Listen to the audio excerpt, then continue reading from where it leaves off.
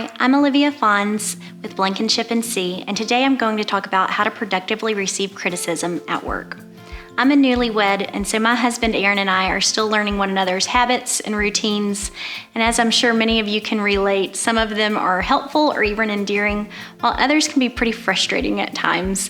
And through this, I have learned that one annoying habit that I have is to provide Aaron with an abundance of feedback, most of it being unsolicited.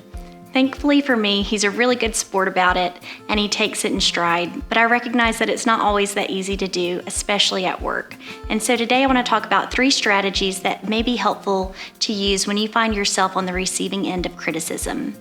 The first strategy that I want to talk about today is to buy yourself more time before you respond.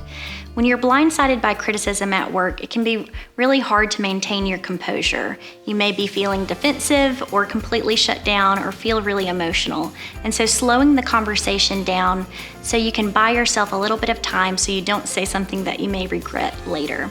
And one great tactic to do this is to take notes. I really like this tactic because it demonstrates that you're engaged and you're taking the feedback seriously, but it also gives you something active to do to channel any nervous energy you may be feeling. And it has the added benefit that you can reflect back on those notes later when emotions may not be running quite so high. Another great strategy is to paraphrase what you're hearing. So for example, if my boss gives me feedback that I'm defensive when I receive criticism, I could paraphrase that by saying, it sounds like I need to work on how to receive constructive feedback at work.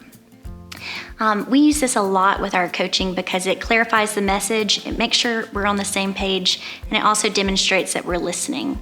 The second strategy is to ask questions, and a wonderful question to ask is for an example. So for instance, if your boss gives you feedback that you need to work on your time management skills, you could ask for an example of when maybe you spent too much energy on a lower priority task. One thing that you want to avoid when asking for an example is to explain away your behavior in that example. It's really important to remember that the point of the conversation is not to determine who's right, but just to listen and learn and use that feedback to improve in the future. A great tactic is to ask other people for additional feedback. So this could be a trusted mentor at work, or it could be someone in your personal life, such as a sibling or a spouse. And I did this recently with a coaching client. He's a young manager who's progressed really quickly in his career, and he was completely blindsided when his boss shared with him that he was perceived as condescending. And so my advice to him was to go home and ask his wife what she thought. And so the following week when we met, I asked him how the conversation went, and he laughed and he said, I asked her if she thought I could be condescending, and she said, yes, absolutely. And so that feedback was still really hard for him to hear, but because they have such a good relationship, he was in a much better position to really accept that feedback and try to put it into action at work and at home. And the third and final strategy is to follow up with the person who provided you with the feedback. So this could be later in the week, or it could be several weeks later, and just going back to that person and thanking them for the feedback and telling them how you have implemented it into your everyday work life. So just to recap, the 3 strategies that we've talked about today is first, to slow the conversation down and buy yourself more time before responding. And you could do this through taking notes or paraphrasing what you're hearing.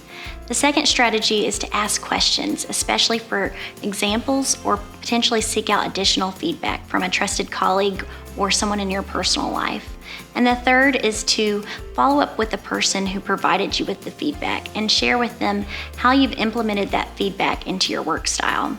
We're doing a series of these videos, so please let us know what you're interested in hearing more about.